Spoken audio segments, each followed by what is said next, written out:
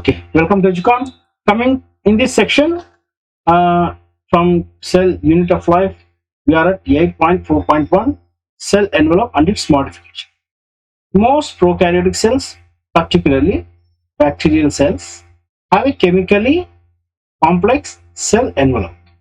The cell envelope consists of tightly bound three-layer structure.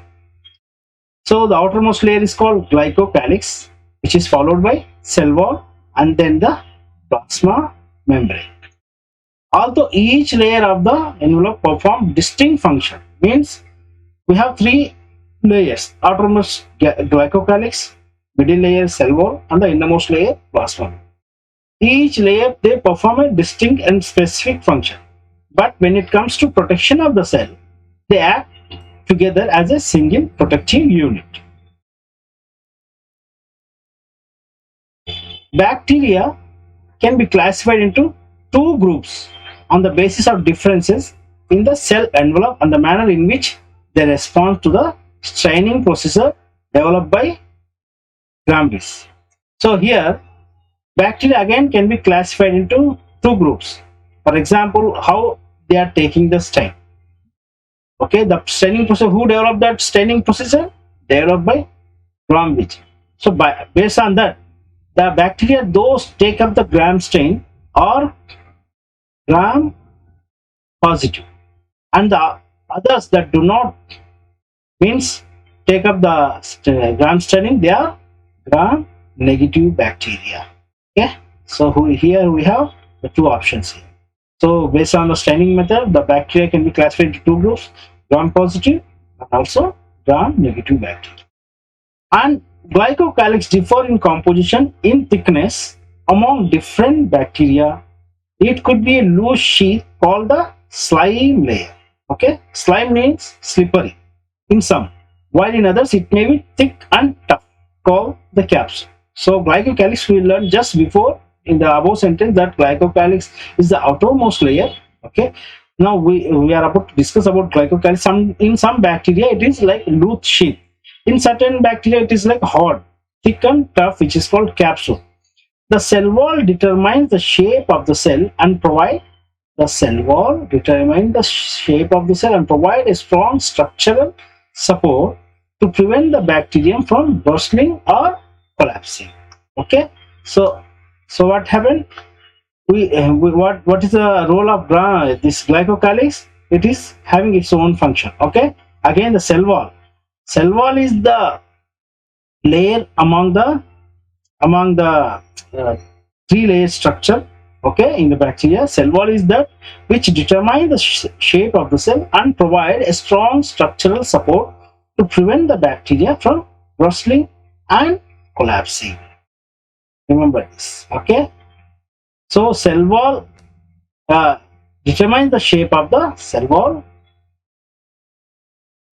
Determine the shape of the cell and provide a strong structural support to prevent the bacterium from bursting or collapsing.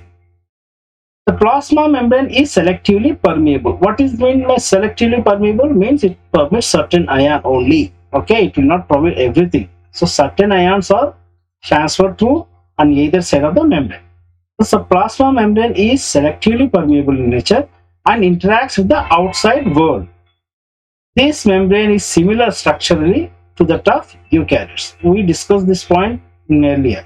So plasma membrane is similar, and also ribosome also similar between, not ribosome, that type of means as an organelle means non-membrane bound organelle, which is also similar in both prokaryotes and eukaryotes. But the type of ribosomes in eukaryotic cell and prokaryotic cell, they differ. That we'll discuss soon.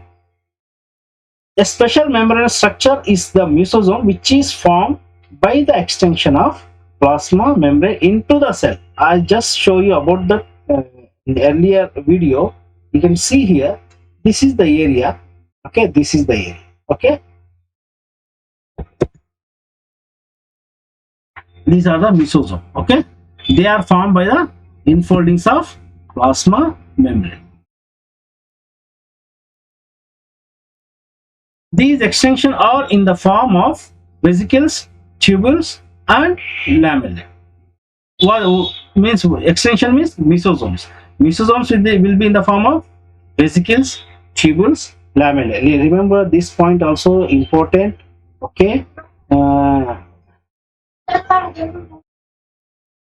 this one, this line. Okay.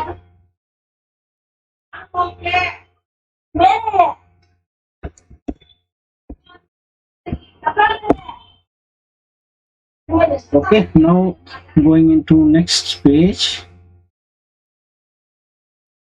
and the role of mesosome. They help in cell wall formation. Okay. DNA replication and distribution to daughter cell. Okay. They also helps in respiration, secretion processes to increase the surface area of the plasma membrane and enzymatic content. Okay, now we discuss what is this, why mesosomes increase the surface area of the plasma membrane. Now we'll go back to the image here. See, for example, this is the plasma membrane. It is having an infolding here. Okay, so what happened if you talk about this phase? It is very small. So what happened? The membrane folds into the cytoplasm and form a sac-like structure. As it is going towards inside, the same time its surface area increases. This is, for example, now you can see this sac. What is the surface area of the sac compared to the stretch if there is no any sac here? If the membrane is connected directly without mesosome, if there is no any infolding, the means surface area will be less. But once mesosomes are formed, it also increases the surface area of the plasma membrane.